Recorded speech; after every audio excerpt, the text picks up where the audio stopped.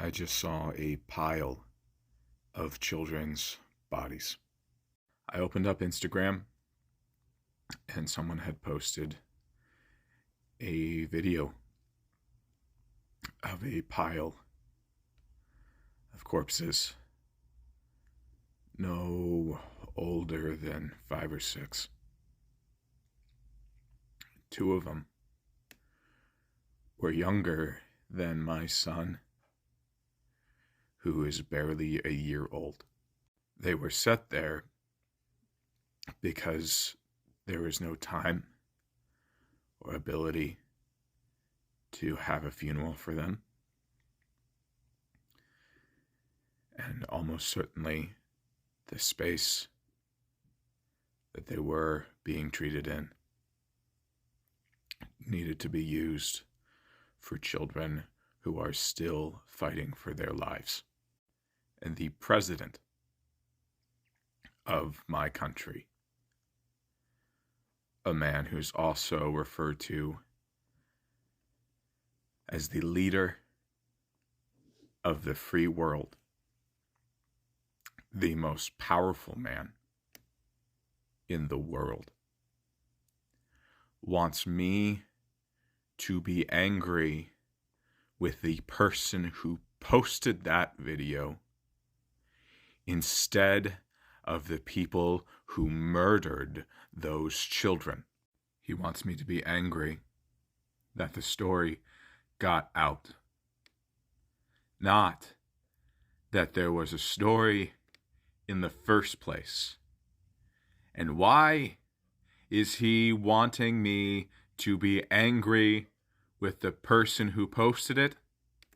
It's because he is guilty for their deaths. I've been scared. I've been terrified. I have been so unsure and so full of doubt for years now. I really thought that I was just going to have to swallow my pride and get ready to vote for someone like Joe Biden as opposed to Trump or somebody like Trump.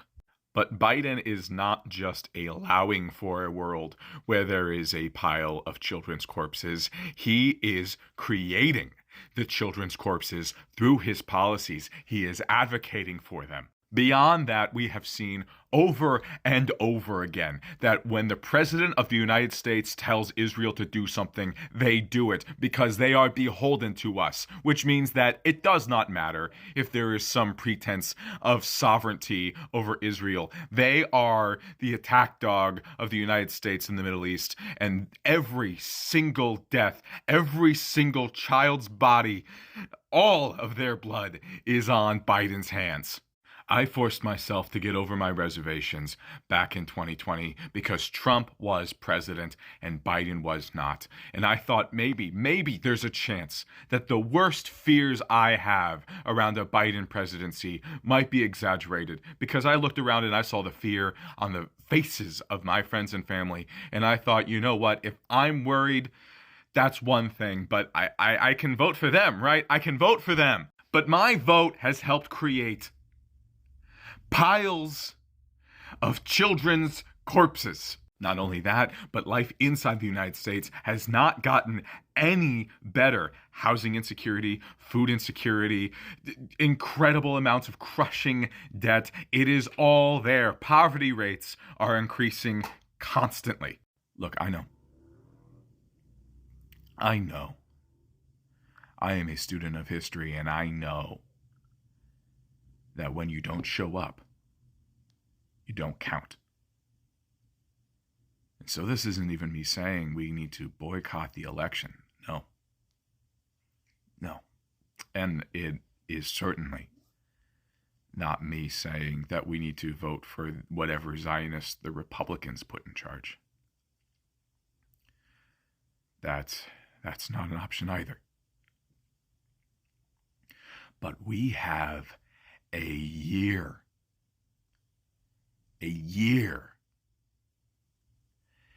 And the Democratic establishment wants to act like it is a done deal, like it is impossible to find someone else.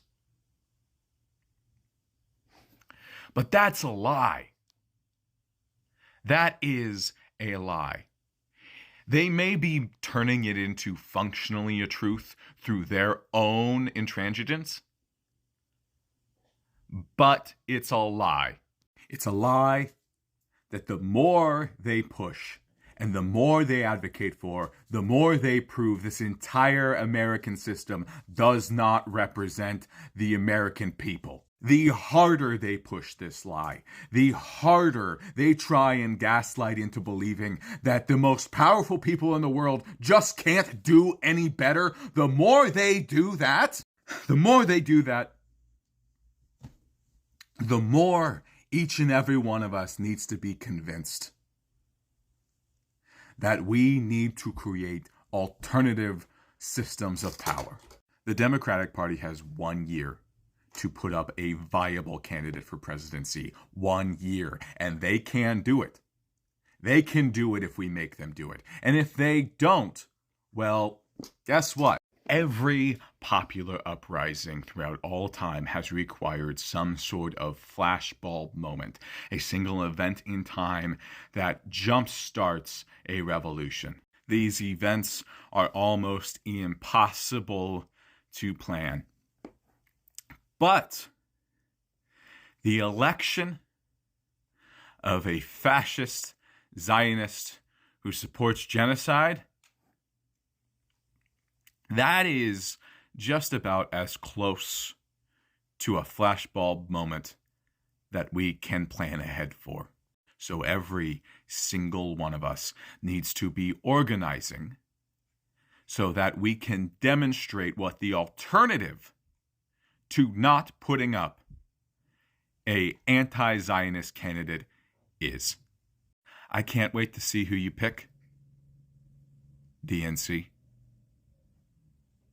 When you do, I'll see you at the polls. Otherwise, we'll all see you in hell.